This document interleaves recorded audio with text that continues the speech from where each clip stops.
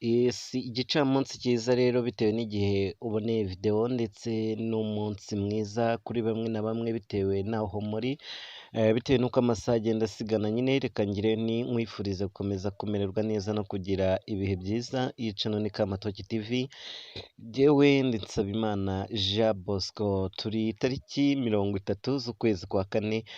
Umwana w'umukobwa bita Mutoni Scovia wapfuye ku itariki 29 Mata umwaka w'2024, yapfuye anyereye muri dushe ari koga. Yari aherutse gusoza kaminuza mu bijyanye n'ubukungu, ndetse ubu ngubu akaba yari yaramaze no kubona akazi muri kampani nyine, ari byo bintu akontorora muri iyo kampani.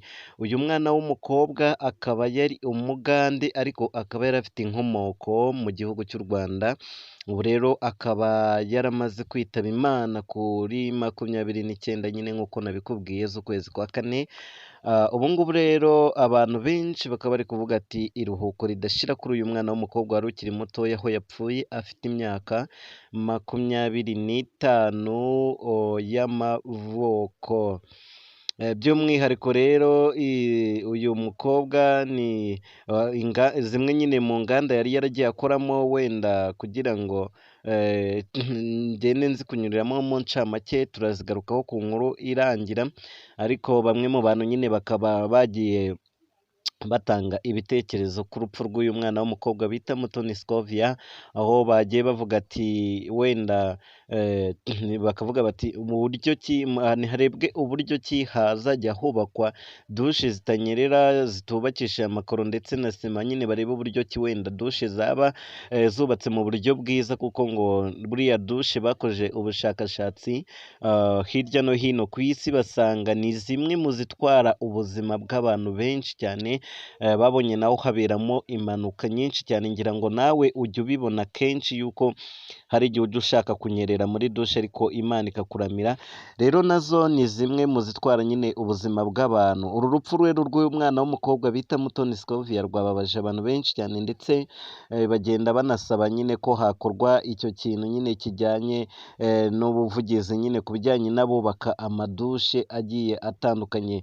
Ni umwana w'umukobwa wapfuye rero ntacyo asigiye ababyeyi, kuko ababyeyi bababaye cyane kuba umwana wabo yapfuye afite imyaka 25 nyuma y'uko yari amaze gusoza kaminuza nyine mu by'ubukungu nk'uko nari mbikubwiye. Akaba yari yatangiye akazi mu rwego rwo kwiteza imbere. Abantu benshi bakaba bari kwibaza uyu mwana ufite inkomoko ahantu habiri aho azashyingurwa. Rero bari kwibaza nimba azoherezwa mu Bugande cyangwa se nimba azashyingurwa mu gihugu cy'u Rwanda, kuko nyine afite inkomoko ahantu habiri. Nyina umubyara ni Umugande ariko papa we umubyara ni Umunyarwanda. Ubwo rero nyine tumwifurize kugira iruhuko ridashira kabisa. N'abantu mwese nyine mukoresha amadushe mu gihe cyo koga, ngira ngo mbabwire ati mujye mwitondera izo dushe zanyu, kuko nazo ni zimwe mu zitwara ubuzima bw'abantu batari bakeya muri iyi si dutuye. Ariko nyine nanihanganisha umuryango w'abasigaye wa Mutoni Scovia, ngira ngo mukomeze kwihangana, niko nyine mu isi bigenda, ntago ibibazo wabibuza kuba, ariko nyine mwihangane cyane. Ubwo rero inama twagira nyine abantu bose bakoresha amadushe ni ukujya mwoga mwitonze, kuko muri kumva yuko izi mpfu zigenda zigaruka. Ntago ari rwo rwa mbere mwumvishe, ngira ngo hari benshi muzi bagiye bapfa gutya. Ngira ngo na filime yigeze kwitwa Fabiola, mwabonye ko mama we yaguye muri dushe. Biriya byose bikorwa mu rwego rwo kwerekana nyine impfu zigenda zibaho zitunguranye zaturutse hariya, kugira ngo murusheho kuzirinda. Rero n'ayo makuru yaragezweho, nakubwiye yuko uyu murongo utazigera na rimwe ubura inkuru zigezweho mu Rwanda.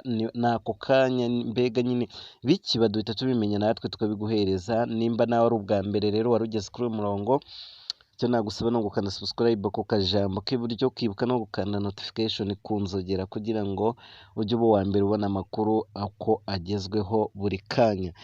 Reka ndusheho rero kukubwira ngo igicamunsi cyiza, ukomeze kumererwa neza no kugubwa neza aho uri hose. Njye nari Bosco Nsabimana, nimba hari ikintu wumva navugaho cyangwa se nakuraho inkuru cyangwa se ari amakuru ushaka kudusangiza, wanyandikira muri comment yanjye, iyo mbibonye ndasubiza kandi nkakora vuba nkasubiza ibyifuzo byawe. Ciao ciao, ukomeze kumererwa neza no kugira ibihe byiza cyane cyane.